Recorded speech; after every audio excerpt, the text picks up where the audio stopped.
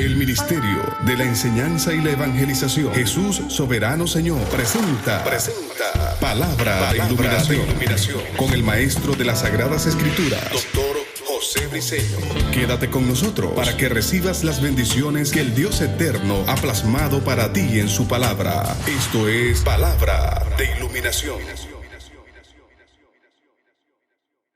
Bendiciones. De nuevo, el Maestro José Briceño, transmitiendo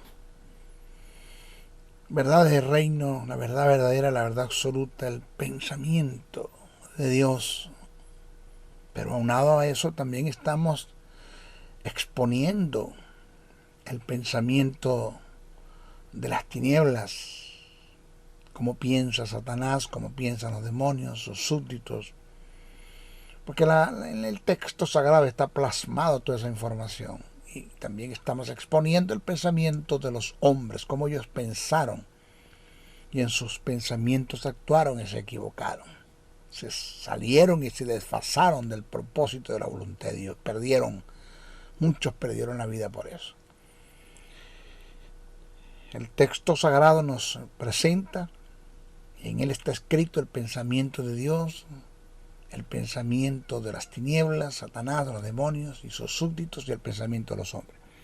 Ese es el trabajo del Maestro Briceño. Lo he entendido, que los 5 ministerios son para perfeccionar a los santos. Y no hay una forma de perfeccionar, sino es conociendo las verdades que están plasmadas en el texto sagrado.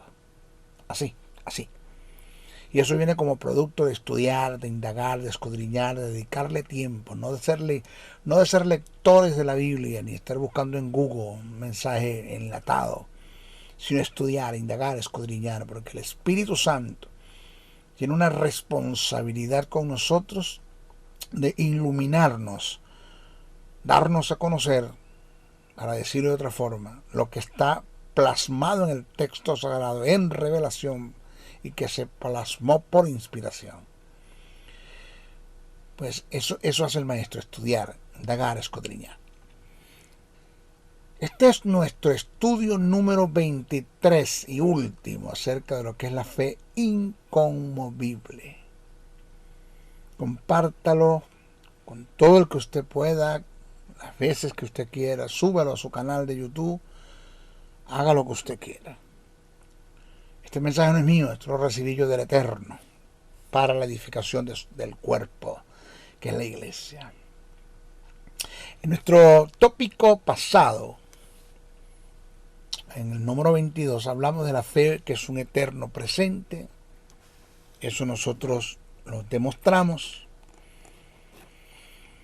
Hablamos acerca, otro tópico que tocamos fue la diferencia entre la fe y la esperanza. ¿Okay? Y ahora nos toca hablar los últimos tópicos, que entre ellos tenemos la fe y la constancia.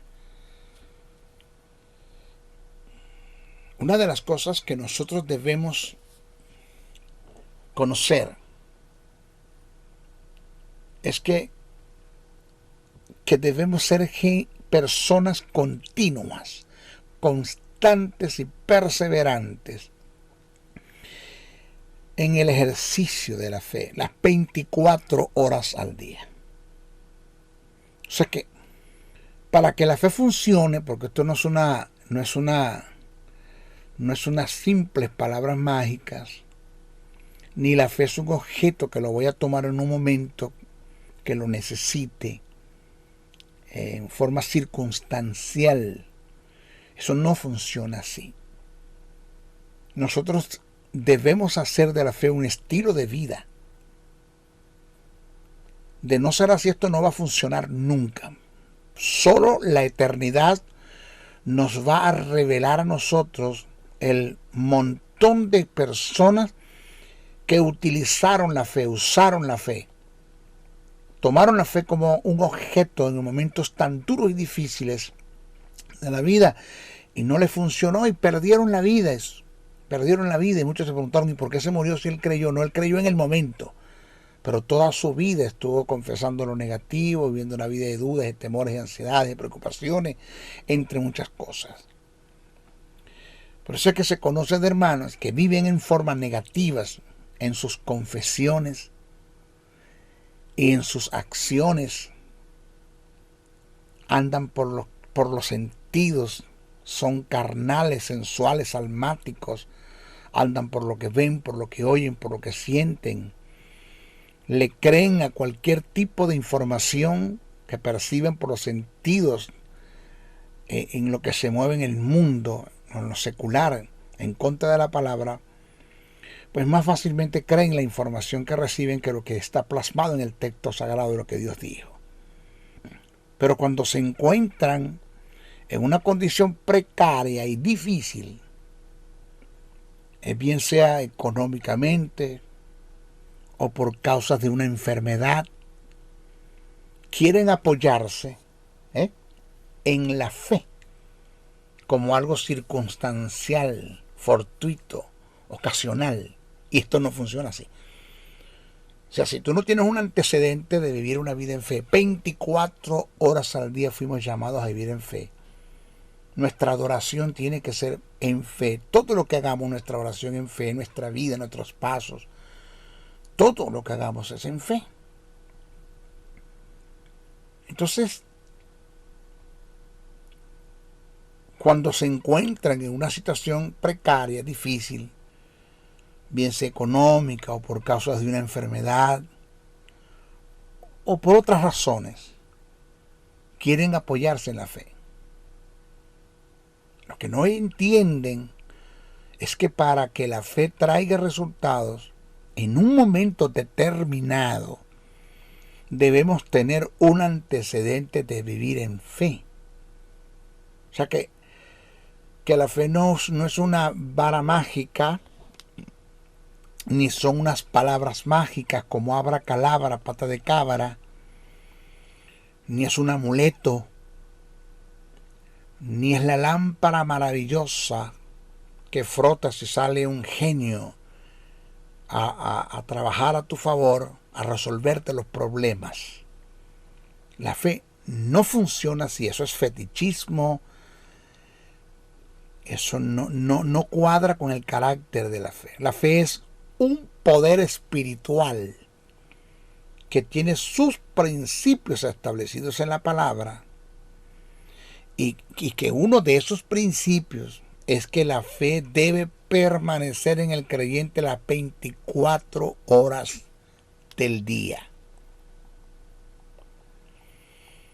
Entonces, Jesús en una ocasión, en uno de sus sermones, lo expresó, lo pude entender por el Espíritu. Esto está escrito en Juan 15:7. Jesús dijo, cito, aquí hay fuerza en lo que voy a decir, que hay veracidad y que hay una verdad, pero, wow, mata demonios.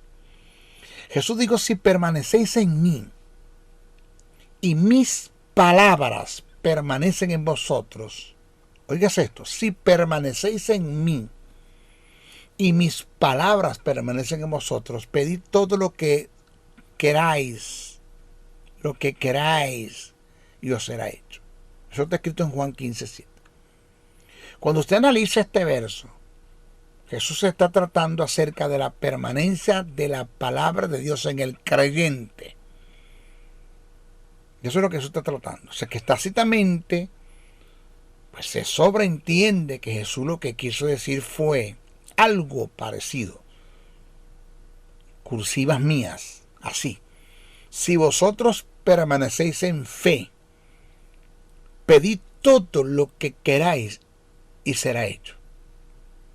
Y esto lo sabemos por el hecho de que el permanecer en nosotros la palabra, el que nosotros meditemos en ella 24 horas al día, confesemos la palabra, hagamos del estudio de la palabra un estilo de vida, que nosotros dependamos y seamos adictos al estudio de la palabra, perdone usted la expresión. Cuando nosotros caminamos en eso, permanecemos en la palabra, meditamos en ella, en el estudio, Eso indica que la aceptamos, confesamos, actuamos conforme a ella, conforme a lo que está escrito las 24 horas al día. Y hacer de esto es permanecer en fe. En lo personal he aprendido a hacer de la fe un estilo de vida. Diariamente acepto la palabra de Dios sin vacilación, sin opinar, sin dudar, sin cuestionar, sin argumentar. Sé lo que dice la palabra, es absoluto, es una verdad absoluta, es una verdad verdadera, es un decreto equitativo, ya Dios lo dijo y eso está hecho. Jesús dijo, así lo estableció mi Padre, punto. Entonces, esa verdad, eso que está escrito en el texto sagrado, el pensamiento de Dios, la mantengo, la confieso en mi boca y actúo diariamente en lo que la palabra dice, en lo que está escrito. Y esto es permanecer en fe. O sea, no es cuestión de vivir una vida en dudas, en temores, en ansiedades, en preocupaciones, en desdén, en afán, en vanidad, en pecado. Y que cuando vengan los momentos duros y difíciles, entonces cuando yo me voy a agarrar de la fe, como que yo me siento seguro en el barco de mi vida. Pero cuando se impacta en contra de un iceberg de hielo, lo que pasó con el Titán, y se está hundiendo, y se toma el salvavidas. Yo nunca miré, ni lo miré, ni siquiera sabía dónde estaba, pero cuando estas cosas se están poniendo difíciles, corro a la fe como un salvavidas. Tú sabes, ¿no?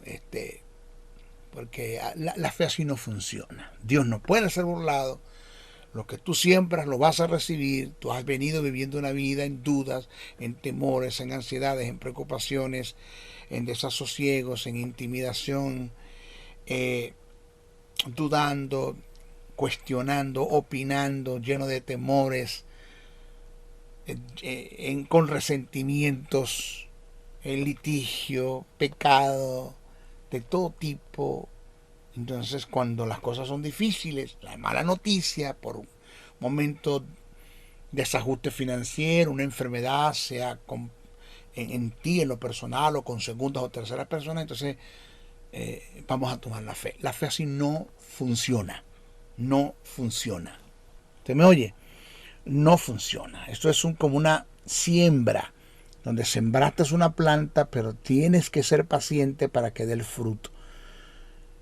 Y esa es una de los principios de la fe, mantenernos, cosechar, regarse, abonar esa fe que estamos depositando en la palabra, porque no sabemos cuándo nos va a hacer falta.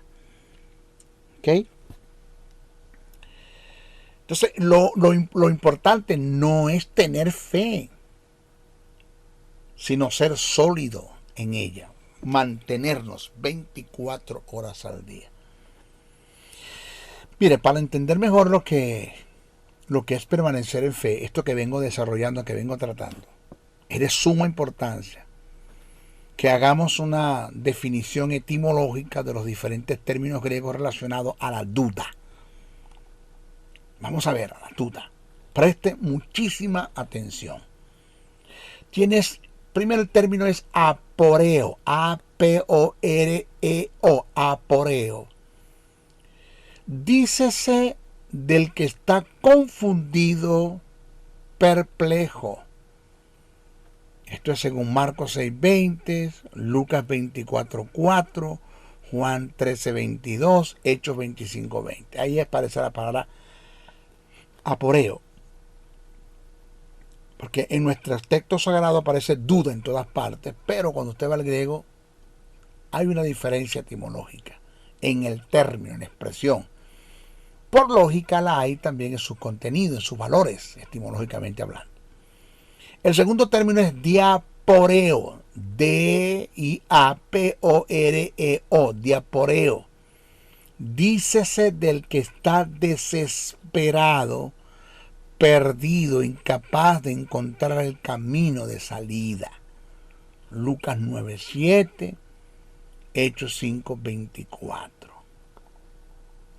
Y tienes el término diacrino, D-I-A-K-R-I-N-O, R-I-N-O, diacrino, dícese del que está vacilante o titubeando en dos pensamientos. Es decir, que está dividido en su propia mente. Tiene un problema de bipolaridad espiritual. Acéptese el término. Este término, diaporeo, que es el tercero que acabamos de presentar, es el que aparece en Santiago. Búsquelo y léalo y estúdielo en el capítulo 1, el verso 6 al 8, cuando dice el que pida con fe, pida pero no dudando. La palabra dudando ahí es diaporeo, que lo que quiso decir el apóstol fue pida no vacilando, ni titubeando, ni cavilando en dos pensamientos, sino que la fe en lo que pida sea continua, constante, perseverante, sólida, que se mantenga. Independientemente de lo que las circunstancias te digan, de lo que los sentidos te informen, de lo que el mundo te informe y los sentidos perciban, que tú veas las cosas que van empeorando, nada va mejorando, mantente en fe. Porque hay un poder sobrenatural, que es espiritual, que mora en ti, que es el Espíritu Santo, que lo que estás esperando que la fe cumpla un principio, que es la paciencia, la palabra upumones, que es consistencia, perseverancia, es la mano derecha de la fe, lo que te mantiene para que no desmayes. Y cuando la paciencia haga su obra completa, que es lo que dice Santiago, entonces ve los resultados. El Espíritu Santo opera y sana y produce milagros financieros, pero tienes que mantenerte. No es fácil. ¿Ok? Por eso es que la otra palabra paciencia es macrotomía, grande tomía, temperamento. Es la habilidad de ser elástico, como las liguitas, te estiras, pero no te partes, no te mueves. Nadie te sacude, nadie te mueve del lugar, tú te mantienes allí. Vuelves al lugar de la fe. Este término diacrino es el mismo que se utilizó en Mateos el capítulo 21, verso 21, Marcos 11, 23, cuando Jesús maldijo a la higuera.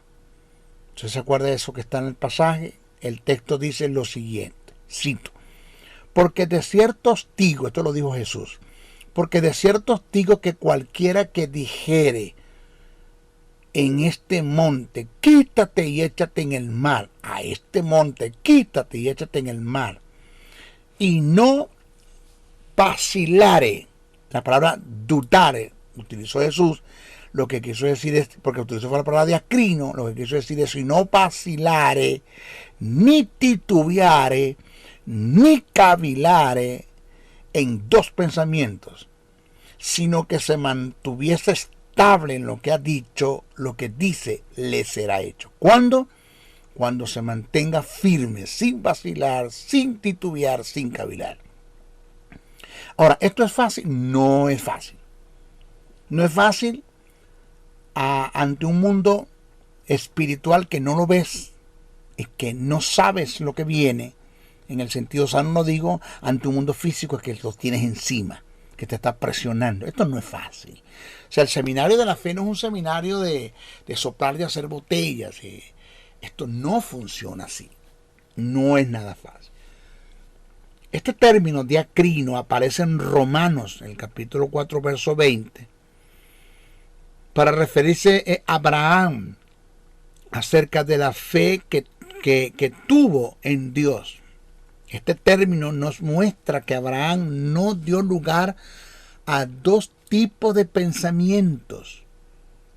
En su mente hubo una completa resolución, decisión sin vacilación alguna, a creer lo que Dios le había prometido, tomando en cuenta que desde el momento en que Dios le dio la promesa a Abraham hasta que Isaac nació pasaron entre 20 a 25 años. Eso se llama paciencia. Yo siempre he dicho algo, escuche esto: Jesús nunca llega tarde. Para Marta Jesús llegó tarde. Si hubiese estado aquí, mi hermano no hubiese muerto, el caso de Lázaro. Jesús dijo, yo soy la resurrección en la vida, el que cree en mí, aunque esté muerto, vivirá. O sea, Jesús nunca llega tarde, Dios nunca llega tarde, a Dios nada lo agarra desapercibido. De paso, a Dios nadie lo traiciona. Yo tuve que corregir eso cuando hablé acerca de lo que Adán hizo en el huerto del Edén. Yo lo llamaba la alta traición de Adán, pero es que a Dios nadie lo traiciona, porque el que te traicione está en proporción directa de que te hacen algo escondidas y después tú te das cuenta. A Dios nadie le hace nada escondido, Dios todo lo sabe antes de que lo haga, ya lo sabe. Conoce tus pensamientos antes de que te pienses, te conocías antes de que naciera, ya lo sabe todo. Entonces Jesús nunca llega tarde en lo que es que mantenerse en fe, en la paciencia, en la upumone, creyendo hasta que el milagro se manifieste, que haya una operación del poder del Espíritu Santo y veas el resultado y hay una presencia y veas la gloria de Dios manifestada en tu vida. No es bueno, ¿y cuándo será? ¿Y si no es? ¿Y si me muero? ¿Y si no sucede? ¿Y si no viene? ¿Y si no se paga? ¿Y si no se sana? No. En Dios las cosas no funcionan así. Naamán tuvo que tener paciencia. 7 veces son 7 que te vas a zambullir. 7. Y fueron 7. Punto. Ahí está, 7. O sea, mantenerse en fe no es nada fácil. Pero es un principio de la fe. No hay otra forma. No trates tú de vivir en fe cuando ya traes una vida totalmente desajustada, totalmente desvirtuada, descontextualizada, errada y tergiversada y ajena a los principios del reino eterno. Nunca trates de operar en fe así porque no te va a funcionar. ¿Ok? Nuestro próximo tópico es acerca de cómo la fe opera en el amor y en la santidad. Vamos a hablar estas dos grandes virtudes. Una de las cosas que me llama la atención es que la lista que el apóstol Pablo presenta en relación al carácter del Espíritu, en Gálatas 5:16 en adelante, esa lista comienza con el amor, porque el fruto, no los frutos, dice él, está en singular, no en plural, porque está hablando del carácter del Espíritu, porque el que da fruto es el creyente, no el Espíritu. Jesús dijo, yo soy la vid verdadera, mi Padre es el labrador, vosotros sois los pámpanos, y todo pámpano que no dé fruto. El que da fruto es el pámpano, ni es la vid, ni es el labrador, ni es el Espíritu. El Espíritu Santo va a manifestar lo que Él es a través del creyente. Entonces, en quien se van a ver los frutos es en el creyente. El Espíritu Santo es. ¿Qué es el Espíritu Santo? Amor. Comienza con el amor, el carácter de Dios. El carácter del Espíritu que está en el creyente comienza con el amor. Amor, gozo, paz, paciencia, benignidad, bondad, fe, mansedumbre, templanza. Si no hay amor, las demás cosas no van a funcionar. La fe y el amor son principios recíprocos. Jamás usted puede vivir en fe si usted no vive en amor. Jamás usted puede amar si no es a través de la fe. El Evangelio de Marcos nos presenta el principio de cómo el amor es determinante para operar en fe. Vamos a analizar el pasaje. Eso está en Marcos 11, 22, 26. Dice, respondiendo Jesús les dijo, tened fe en Dios. Tened fe en Dios. Alguna versión dice, tened la clase de fe que tiene Dios. Porque de cierto os digo que cualquiera que dijera a este monte, quítate y échate al mar, y no dudar en su corazón, sino creyere que será hecho lo que diga le será hecho. Por tanto, por lo que les vengo hablando, os digo que todo lo que pidiereis orando, creed que lo recibiréis, que es un hecho, y eso ya ustedes lo van a tener, y eso vendrá. Entonces, y cuando estéis orando, ¿en qué? En fe. Porque eso es lo que Jesús viene hablando. No me rompa la hilación del pensamiento. Jesús dijo, y cuando estéis orando, ¿en qué? En fe. Perdonad. ¿Qué? Perdonad si tenéis algo contra alguno, para que también vuestro Padre que está en los cielos os perdone a vosotros vuestras ofensas. Porque si vosotros,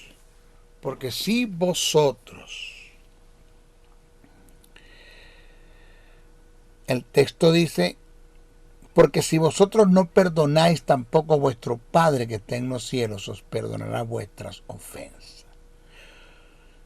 Marcos 11, 22, 26. Se da la posibilidad, según el pasaje, que por falta de amor los resentimientos habiten y conlleven a una persona a vivir una vida en contra de los principios del reino, en contra del carácter del Espíritu, cercenando la posibilidad de que haya una presencia del Espíritu, una intervención del Espíritu a favor de él en cualquier área de la vida, que se urge que el Espíritu Santo se manifieste, porque no va a funcionar la fe. Mire, todos los resentimientos, nosotros llamamos resentimientos, que entre ellos están las raíces de amargura, la envidia, el egoísmo, celo, odio, rencor, falta de perdón, venganza. Eso es lo que se conoce los resentimientos que habitan y conllevan a una persona, tales como las raíces de amargura, tales como las raíces de amargura,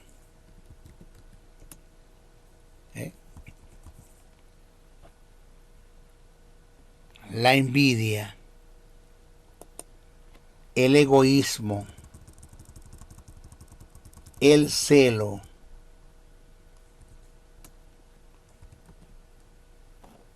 el odio, el rencor, la falta de perdón, la venganza. Con estos flagelos no se puede operar en fe, jamás. Jamás.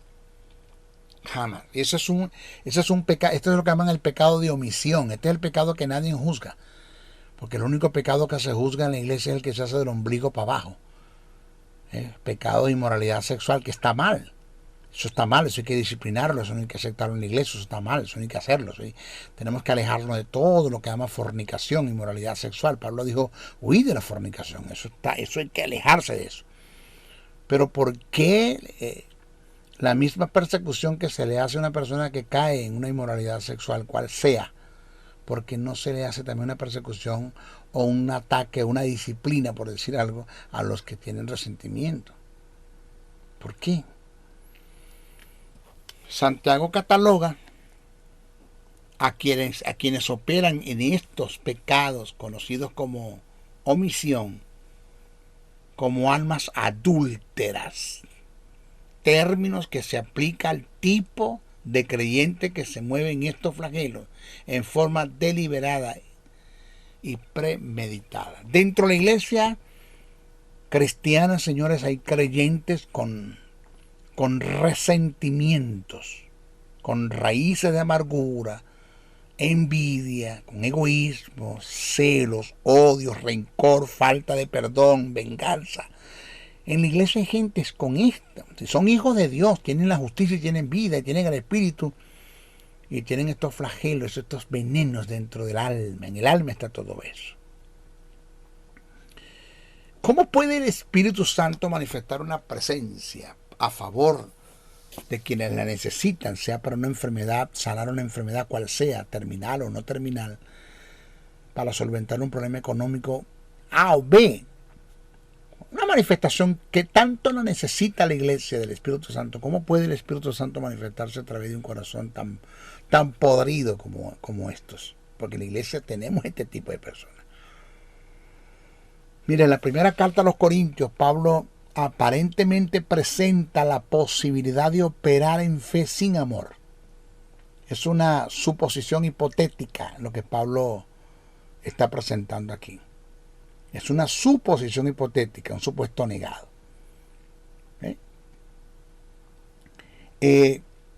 Vuelvo a repetir, lo que Pablo presenta no son posibilidades, son suposiciones hipotéticas o supuestos negados, porque es imposible operar en fe sin amor. Vamos a analizar lo que Pablo escribió. Eso está escrito en la primera carta a los Corintios, el capítulo 13, verso 1 al 2. Pablo dice: si yo hablase lenguas humanas y angelicales y no tengo amor, vengo a ser como metal que resuene, címbalo que retiñe.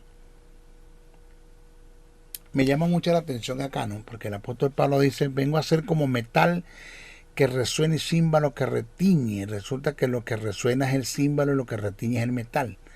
No sé por qué el apóstol Pablo intercambió los valores. Bueno, cuando yo digo no sé, sí lo sé. El apóstol Pablo lo que está hablando es que una persona que habla en lenguas y no vive en amor, tiene una bipolaridad espiritual, se está engañando a sí mismo, vive todo totalmente distorsionado y una vida totalmente cambiada. ¿Ya? Así como el címbalo no retiñe, sino que suena, y el metal no suena, sino que retiñe, así como Pablo intercambió los valores en estos dos elementos, pues así tiene la vida cambiada los que tratan de vivir una vida en el espíritu, o tratan de hablar en lenguas o otras cosas dentro de la iglesia, pastorear o ejercer el ministerio, y no viven en amor. Entonces el apóstol Pablo continúa y dice: y si tuviese profecía y entendiese todos los misterios, oiga bien esto, presta atención, y entendiese todos los misterios y toda ciencia, y si tuviese toda la fe de tal manera que trasladase los montes y no tengo amor, de nada soy.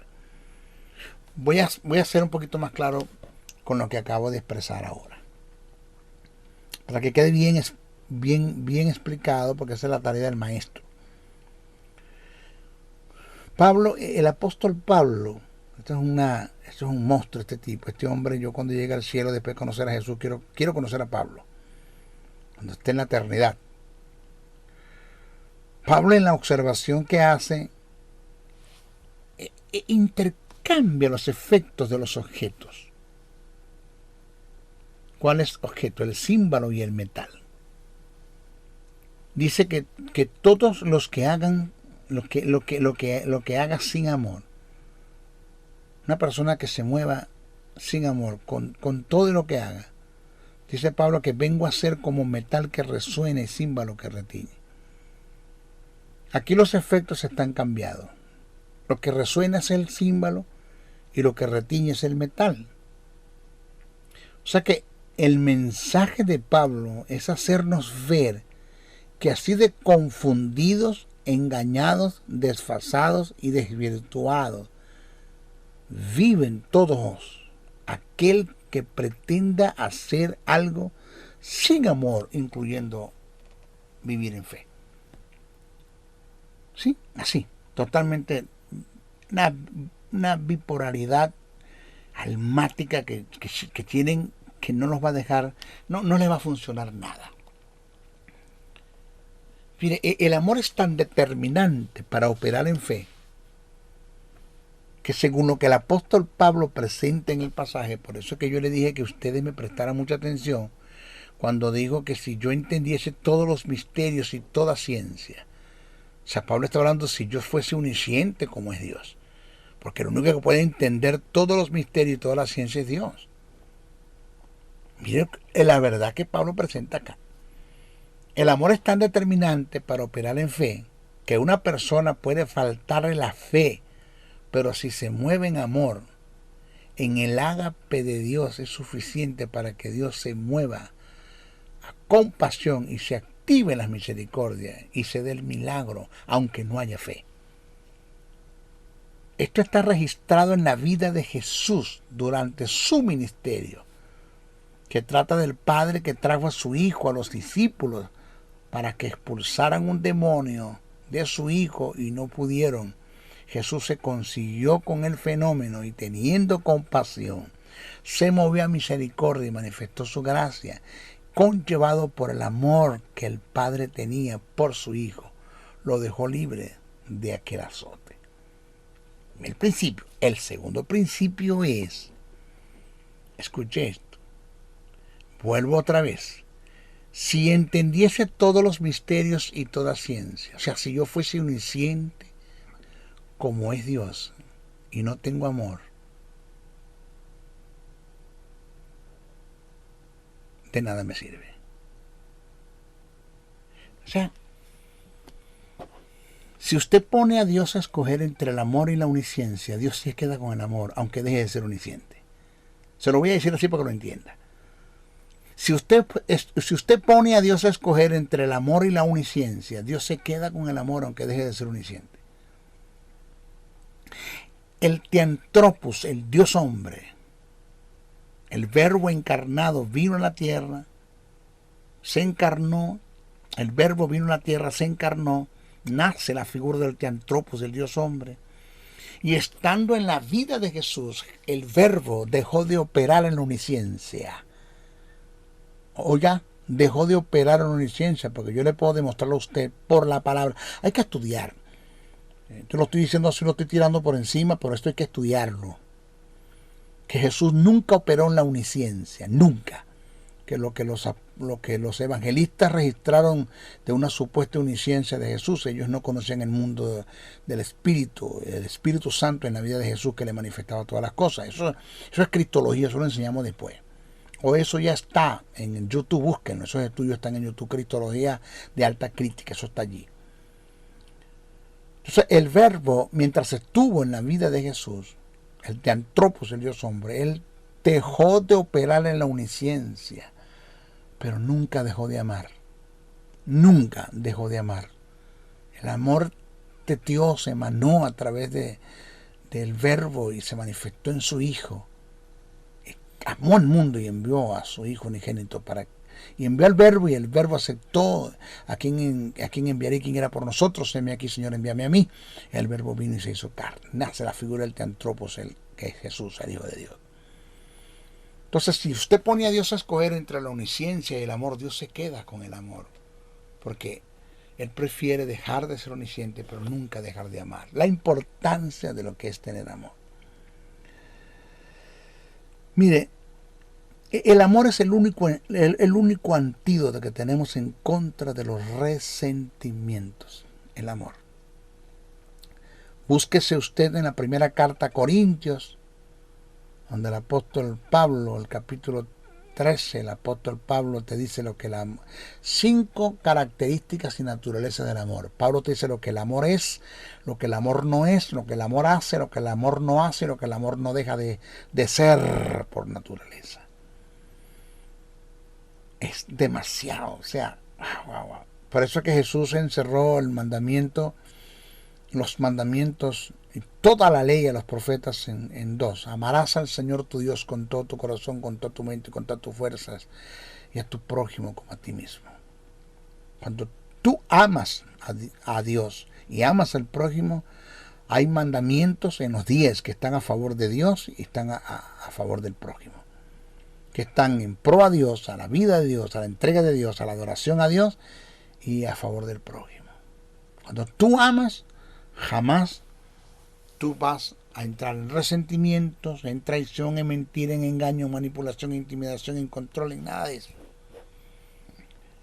¿Okay? El amor. O sea, no se engañen. No trate usted de vivir una vida en fe cuando usted tiene problemas de resentimientos. Y por último, la santidad. La fe opera en la santidad. La santidad es como un gran piso donde vamos a desarrollar por completo todo lo relacionado a nuestra vida cristiana. entendiendo lo que es santidad. Hay un seminario que se llama Santidad Genuina, búsquenlo en YouTube. Afirmados en ellas, en la santidad, ejerceremos la autoridad, demandaremos nuestras bendiciones, ejecutaremos y desarrollaremos nuestra obediencia y sin lugar a duda operaremos en fe. Nadie, mire, escuche, nadie puede operar en fe estando aliados a las tinieblas. Nadie. Las tinieblas y la luz no son compatibles. No se unen jamás. Y esto es un testimonio que está escrito, eso está bien claro en el texto sagrado. Primero de Juan, el apóstol, en su epístola, el capítulo 3, verso 20 al 22, él dice, cito, pues si nuestro corazón no nos reprende, mayor que nuestro corazón es Dios, y Él sabe todas las cosas. Amado, si nuestro corazón no nos reprende, confianza tenemos en Dios, y cualquier cosa que pidiéremos la recibiremos de Él, porque guardamos sus mandamientos y hacemos las cosas que son agradables delante de Él. Jesús sanó a un paralítico en un estanque llamado Betesda, luego se lo halló en el templo y fue muy enfático con las palabras que le presentó. Jesús le dijo, mira, has sido sanado, no peques más. Oiga, no peques más para que no te venga alguna cosa peor. ¿Fue el pecado lo que produjo esta enfermedad? ¿Fue la fe que depositaste en mí, en mi palabra, lo que produjo la sanidad? Pues si mantienes en el pecado vas a volver a traer una enfermedad y peor que la que tenía. No la misma, pero algo peor.